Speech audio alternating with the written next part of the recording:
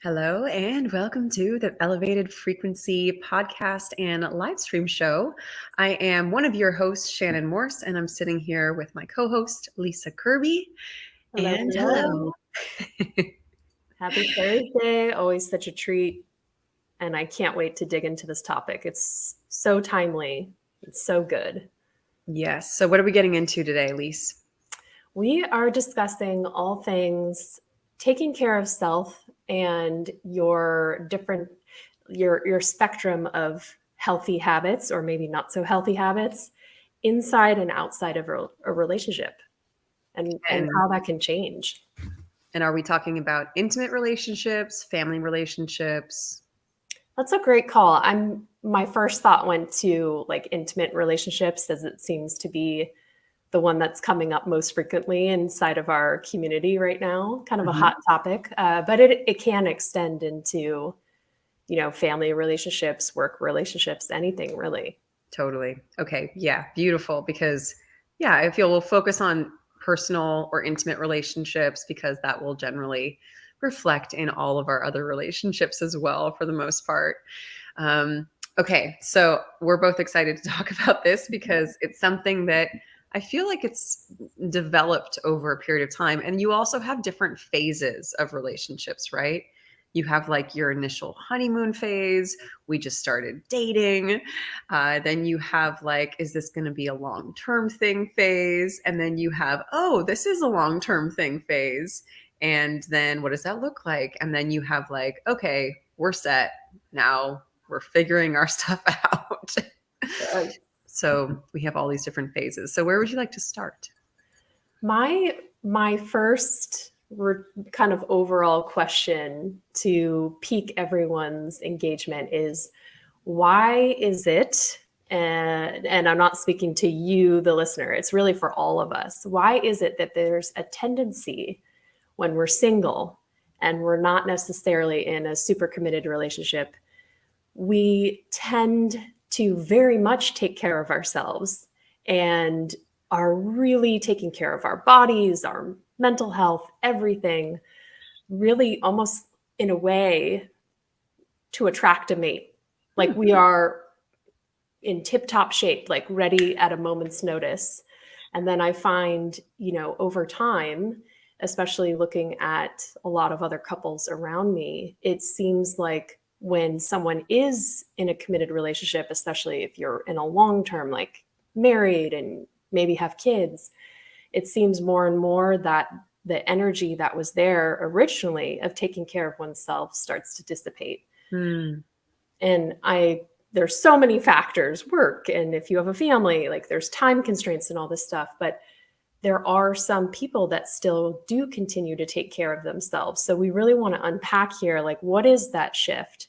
Mhm. Why does this happen for some people and not others? And why is it that tendency to perhaps take care of ourselves better when we're not in a relationship, and then when we're in a relationship, perhaps we're complacent or comfortable and Mhm. things start to change?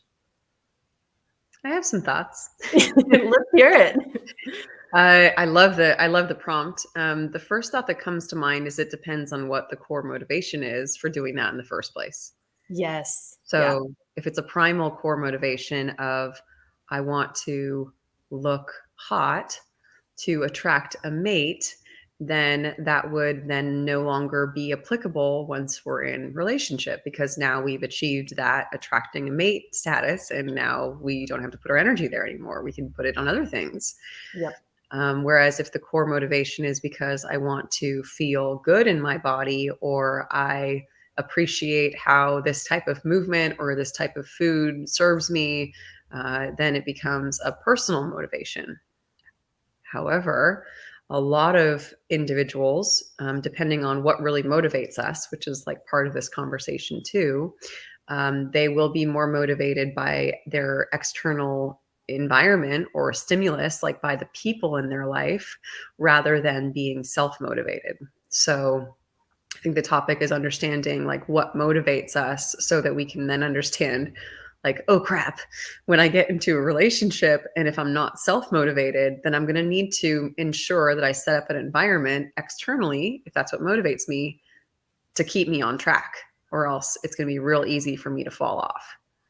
Yes. Hence community and, being selective about the people that you are choosing to be intimate with or dating or whatever that might be. Mhm. Yes. So good. So good. And I think a huge part of it, at least in my experience when I was younger, when I think back to certain specific relationships that were more codependent and Mhm. coming together with someone that didn't necessarily bring out the best side of me. There was love and there was care there, but we also practiced the same unhealthy habits to an extreme and kind Mhm. of brought out this unhealthy side of one another. Whereas I look, further down after many, many frogs until finding my prince, essentially, is like, you know, experimenting, dating different type of people and who like really finding out not only who you really are and your identity and how you want to operate in this world, but who the best kind of match is for you to support you in that. And I Mhm. found, later in life that it was more so important to find someone that brought out the best in me in all Mhm. areas and supported me in a healthy lifestyle, not, you know, supported me in not taking care of myself. Totally. And sometimes we would have to be really aware Yes. that in the first place, this is going to be an awesome conversation. Um, you're triggering a memory of mine when I was, I think I must have been like 19 or something. I was living in Mexico and I got to see all of the incredible physiques at all of the hot body competitions that would happen at Yes. the clubs. And of course, I was like, what is happening? Like, I had never seen physiques like that in my life and very like live, like Yeah. I'd seen magazines, but this was like with oil and lights. In real life. Yeah. And I was like, wow. And I remember even my dad being like starstruck, almost being like, I've never seen humans like that before. And I ended up dating one of these individuals, and I was consciously aware that I wanted to date him because I wanted to learn his secret.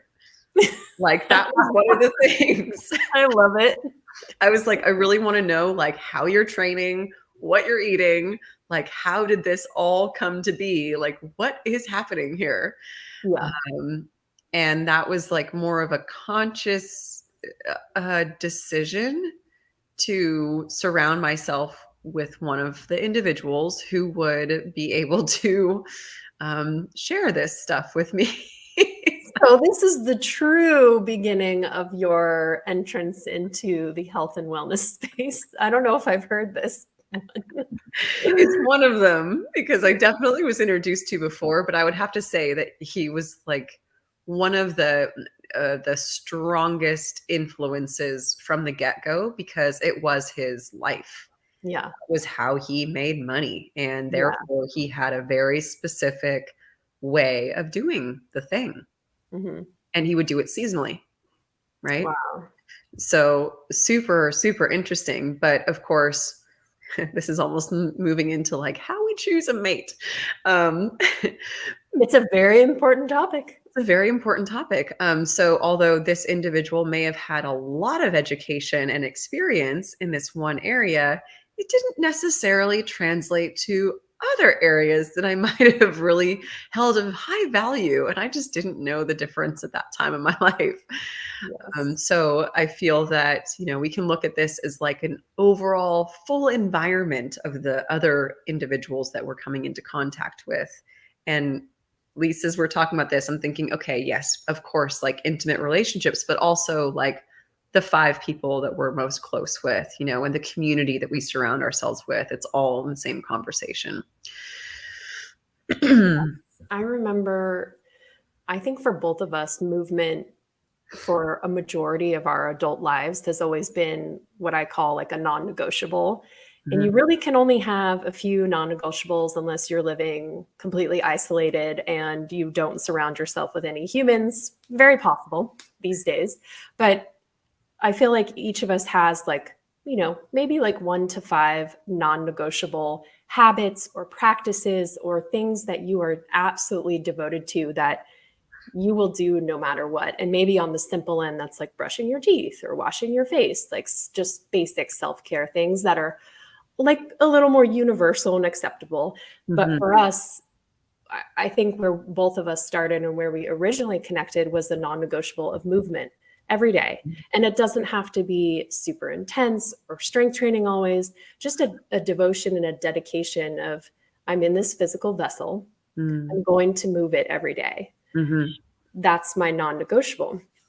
And so for me, I remember dialing that in and really ramping it up like, no, this is something I'm going to do, and I'm going to prioritize this Mm. as a promise to myself Mhm. before I start people pleasing or promising things to partners and family and whatever. And I remember I was reflecting on this today, in my 20s, it really bothered a lot of people in my immediate circle Mhm. because I was putting this practice first. And it was Mm. like, no, let's go party, let's go day drink, like we got to go on this boat and whatever. It was always something else was supposedly more important. And people don't necessarily like it when you're not joining them in, let's Mm. say, an activity that's not Mm. that healthy. They want you to come along. And a lot of times it's when you personally start taking care of yourself and you have these healthy non-negotiable habits, it can rub some people the wrong way, almost as like a reflection of turning the mirror around to themselves and being like, oh, what's my like healthy non-negotiable habit? Do I even have one? Mm. Am I Mhm. even taking care of myself? So what I've noticed is when I change over time, it changes who's in my immediate environment and their Mhm. habits. So Mhm. it's kind of like the people who weren't really on board with a healthy lifestyle have really just vibrated out of my life. And to your point that we talk about all the time, it's like the people who I'm surrounded by now are in this lifestyle. They're into Mm. taking care of themselves physically, mentally, spiritually. Yes, 100%. And also, as we're thinking about this, I also want to say for those people who are listening and you're like, "Oh my god, that's me." And I've also experienced like having these scenarios where other people want to do this other stuff and there's this friction that occurs. So I would say especially inside of our programs and what we experience with our clients is that that friction doesn't actually have to be there if you communicate ahead of time. Hey guys, I can't wait for this weekend trip that we're going to have together. Just so you know, I love to wake up at 6 a.m. and I love to knock out my workout and I will be with you when I'm done. Yes. And if we don't communicate that, then we are operating in this expectation that they're just going to figure it out and that we should be able to do whatever we want inside of a container that involves a community. But if we're not communicating what we actually need to anyone else and we're expecting that they will just like accept it without even knowing really what's going on, then we're setting ourselves up for that disresonance to occur. And Yes. so that's like I think one of the things that we talk about with our members so frequently is how to feel okay with saying, "Hey, I'm doing this thing and it's because I want to, and it's not because anything is wrong. It's just because this is what I'm choosing right now. Yes. And I will be with you in an hour, or you can eat whatever you want, and I will have a little bit of that, and then I'll figure my own stuff out. Or can you support me with this? Because it would really mean a lot to me." But really, it's like it feels like when we kind of come into this butting up of the situations where we're not in coherence with our environment, it's generally because we haven't told our environment what it is that we're doing Yes. or what we want. Right. And especially if you've traditionally or over time consistently have behaved in a certain way with a friend group or a partner, and all of a sudden you just wake up one day and you're like, oh, this is what I'm doing now. It can be that abrupt shift. And Mhm. it takes courage to go against the grain. It takes courage to do something different. Mhm. I think it's a bit comical these days that choosing a healthy habit is almost like not necessarily looked down upon, but it is more the rarity. Like Mm. choosing to move your body, let's say, on a vacation might Mhm. not be what the group is prioritizing. Mhm. So Right. it's fascinating to me, and I whenever we're doing group calls with our clients, I just always want to recognize them and commend them. Like, you are intentionally doing something that a lot of people in modern times are not doing. You Mm. really have to make an intentional effort nowadays to take care of your health. Yes. Yeah, and what we were talking about even before around, um, you know, having this new habit around food, if you are developing a new habit around food, and especially for people who are working inside of our program, it's not that they have to, there's no restriction. Yeah, y'all, there's no restriction inside of what we do. And I think that's such a common misconception, which is totally fine. So, as we ourselves are being educated on what we are moving into bringing awareness to inside what we're actually putting into our body, and then making new decisions as a reflection of that new awareness, then we can also help other people to understand, hey, this isn't like a quote unquote restrictive diet. It's not a 30-day cleanse. I'm not detoxing for this. I am literally learning to feed my body to feel better on a daily basis for the rest of my life. And then moving into having that initial conversation, even if people don't know what it looks like yet. Even like for new clients where they don't even know, like, hey, oh, we're back. I get that. Oh, you're right. Even for new clients that don't even know what the program in its entirety will actually look like because they're just getting started, I promise, like I can't say I can promise many things, but I can say that I promise that if for whoever's in your life, relationship, you're living with a roommate that you're very close with, family members that you're going to be staying with for a few months, if you say to them, hey, I just wanted to give you a heads up, I am embarking on this new journey or this adventure of learning how to feed my body. It's not a diet. However, I will be more specific and intentional about my food choices and my Mhm. movement practice. And so I just wanted to give you a heads up because it might look a little different than what I've done in the past. Let people know. Yes, So it's not like you show up at someone's house and they're like, hey, I made this beautiful 3-course meal for you. And you're like, I can't eat that. totally. You didn't Yes. tell them, you know? Yes. So it's like, how do we set ourselves up for success? And this really relates to all areas of relationship, Yeah. is being able to say what it is that we really want and how we feel. And it's not always easy because there's a whole plethora of psychological things that might come up. But inside of this conversation, with self-care, it's going to be like a really low-hanging fruit that can make the whole process a lot easier, just to navigate moving forward with that conversation already being had.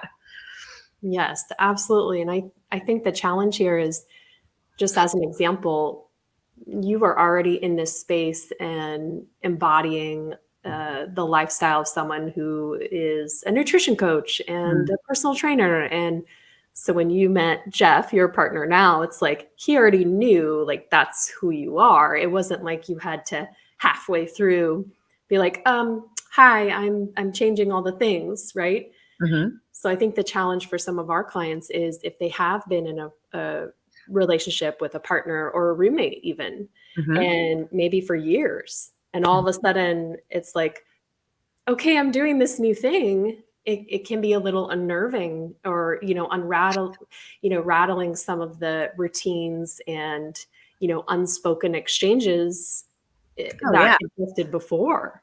And so again, kudos to you anytime you are doing something healthy for yourself, Mhm. because you're prioritizing yourself first. Mhm. And I think one thing I was also reflecting on, that I've been chatting a lot about with my husband, especially when you add kids in the mix, and then it's kind of your time for self-care just really changes because you're prioritizing caring Mm, for little ones, is the commitment that both of us have made this past year in particular to deep mm, self-care, and mhm, how that core commitment to ourselves on our own mhm. has made everything better Right, yeah. on every level, because it has to start with you, right? Mhm, And mhm, then you're, physically, you're more balanced and fit, and you have more energy. Emotionally, you're more stable, your mood's better. mhm. It's to me, it feels like a gift to be able to practice this together with my partner, instead of having to constantly feel and explore that friction of like, I want to do this thing and he does not want to, Right. and try and find that balance. Mhm. And of course, it's gonna look different for everyone. Yes. So if we are lucky enough to have a partner that likes to train in the same way that we do, or likes to, eat the same things that we do, then we're extremely lucky. But not everyone, actually, I would say nobody is going to like to do the exact same thing at the same time as any of us will. So what you're sharing, Lise, is really that commitment to what it feels right for us, and then to have the conversation of how it works in a team. But first, it's what we need to know what feels right for us first Yep. and foremost, before we can even have that conversation of like, now how do we do that together? Yes. Or else we're going to fall into the codependency of like, Absolutely. you're doing this, so I'm going to latch on to whatever you're doing. And I also wanted to just clarify that the relationship that I had when I first started this journey, my partner and I loved, loved drinking. We drank all of the time. Yeah. And that was our cohabitated experience of choice. That was our habit that we fed off of each other, was the indulgence of very, very delicious alcohol. Yeah. And when I decided to do this, I had a conversation with him and I said, hey, I'm going to stop drinking. I'm going to be on a very clean diet. I'm going to be working out at 6 a.m. in the morning, 5 days a week. And I just wanted to let you know. And if you don't want to date anymore, I understand. I was going to say, I can't wait to hear what happened. And he, to my surprise, was like, I want to do it with you. Wow. Okay. And I was like, really? Because Wow. this doesn't sound like the most amazing thing. Because I Right. was doing like a liver cleanse and like getting all of my tests done and like seeing how much damage I had done to my body. And so I do want to just make sure to share that, yes, I have this lifestyle that I live now, but there's been that specific experience where I had to have that conversation like, hey, this is going to look different than what we've been doing. And that was pleasantly surprising, right? But I was also prepared that it may not have gone that way. Right. So I was like, and if this is over and that's all you really wanted to do, then okay. Totally.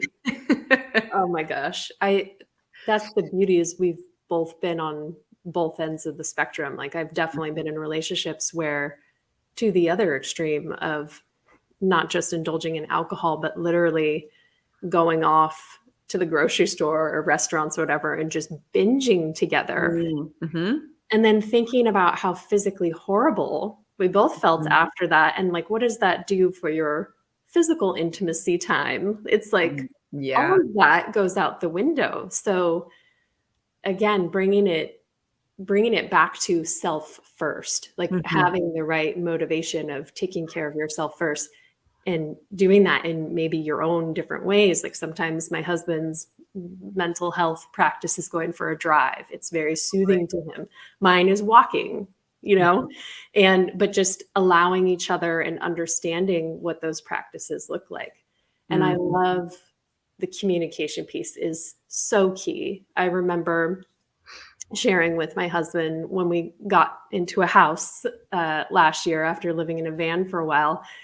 And I just very honestly and openly was like, I'd really like to not have crap in the house that triggers me into binge eating. I would just like to know what it feels like to not have that. and not have to deal with that Mm. day in and day out. And he was just like, yeah, totally. Because he's much more of like a moderator, and I'm more of the extreme, like either abstainer or binger. Right. And just having that open communication and that agreement Mhm. where he could still go out and get desserts or treats or whatever he wanted on his own time, Mhm. that wouldn't impact our shared environment. And then I had the relief of not having to constantly flex my willpower. And then I made sure to follow up like, hey, I so appreciate this shift. Here's how amazing this has been for me. Mhm. And we've kind of kept that going. Yeah. So I think it's important to have that open communication and just really tell your partner what it means to you and how you feel. Absolutely. And just with everyone. I also there's so many good topics in here, Lise. I remember, when I stopped drinking for a period of time, just having that initial conversation, going out to dinner with girlfriends. So like, telling them ahead of time, like, hey, I know we're going to go out to dinner on Thursday. I'm not drinking. It's cool if you drink. I just want to let you know that I'm not drinking, because that would be something that would be like an expected, like, we're going to experience this together. And sometimes they would be like, sweet, I didn't want to drink anyways. Or they would be like, okay, great. Thanks for telling me. Well, I'm going to have like one or two. And I'm like, okay, cool. Wow. So that preemptive conversation, and I still do that. Like, Yeah. we're going to go to a thing on Saturday, and I've already told them, like, hey, just in case you guys were not drinking right now. So, and just And having, imagine going to that event Mhm. or girls' night out and not having that conversation, and then sitting in your own thoughts being like, I'm not going to drink. I hope they don't notice. I hope, like, I hope they don't think it's weird. I Totally. just love that I feel like you've always been so amazing at communicating, Shan, where you put it out there first. Like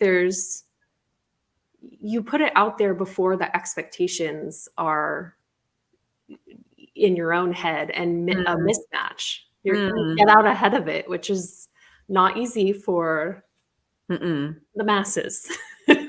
Right. And I think when it comes to that, this is kind of like one of the biggest strategies that we can get into here is identifying what motivates us, right? Mhm. So getting into that like deeper motivation. For me, I am motivated by either saying to myself that I was going to do something, or saying to someone else that I was going to do something. Like, everyone knows that I'm going to be there on time. And if I'm not there on time, I'm going to tell you that I'm going to be late. Yeah. That's just what happens. Yes. And it's to a fault sometimes, because sometimes I shouldn't have gone at all. And, but I said I was going to. So here we are. Um, but so for me, I am motivated by what I said I was going to do, either to myself or to someone else. So if I told myself I'm not drinking, then I stick to that, right? Other Yeah. people are motivated by what someone else has asked of them or requested of them, so they've gone like, okay, well, you asked me to do this, and because you asked me to do this, I'm going to do it, even though it may not be right for me. Right. Right. And then, we were talking about with you, and you may be more motivated on like doing the thing that's opposite of the norm. So if Right. everyone's going on the boat, you're like, I'm going to be doing my workout. So enjoy, I'll be y'all. 30 minutes late. Yep, exactly. Yeah. So I think inside of this, and especially around relationships, kind of just getting into like taking a zoom out and going like, okay, how am I motivated by really anything? And then zooming into health. What Yeah. motivates me here? What keeps me on schedule?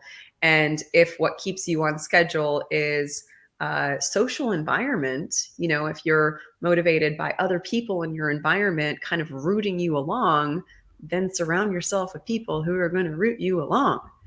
You Right. know, if you're motivated, if you're self-motivated, then you have essentially a little bit more flexibility, right? Because you can be here, you can be there, and regardless, like, you kind of have your true north, and that's your own expectation.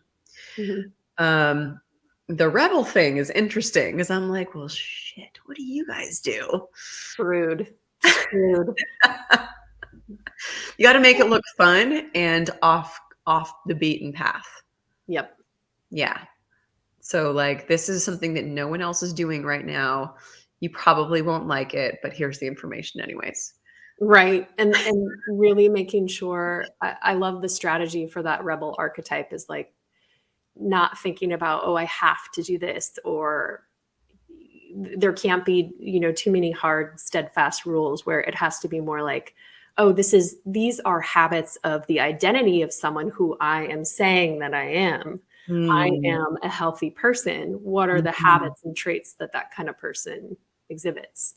Or I Oh, am a grounded, centered mhm, person. What mhm, kind of practices does that kind of person implement? mhm. And doing it for that instead of not doing it just to be different. Right. Yeah, it's a big shift. Yes. Yeah. And Lise, what's the book or Uh, or the tendencies? the 4 tendencies, there's an online quiz we just kind of stumbled upon, and it's been fascinating. I Mhm, believe your type is the most rare, which mhm. is the Upholder. upholder. It sounds like most people are the obliger, which is they will meet others' expectations but not their own. And I think People you're spot pleasing. on. You have to, if you're an obliger, make sure that the people in your immediate environment Mhm. are exhibiting the habits that you also want to exhibit, or it's going to be like this. Yes, absolutely. And it's hard because I mean, I feel like, in a way, obliger can almost be synonymous for people pleasing. Yes. And Mhm. so for those really lovely, sweethearted people pleasers out there, they can really kind of get zapped of their energy because they're consistently giving to other people. And it's not necessarily what's actually serving them at the end of the day. So that can be really, really draining over a period of time. And I find that sometimes the people pleasers will end up having that bigger pendulum swing where Yes. they'll give all into one area because it's expected of them from an outside source or, whatever might be.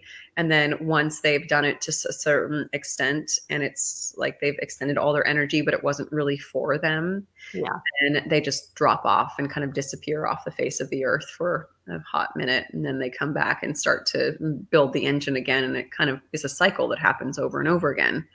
Um, until they start to, get a deeper understanding and realize like, hey, I also need to either what you're saying, surround myself with people who understand that about me and are also checking in with me, going like, hey, what do you feel like right now? And Yes.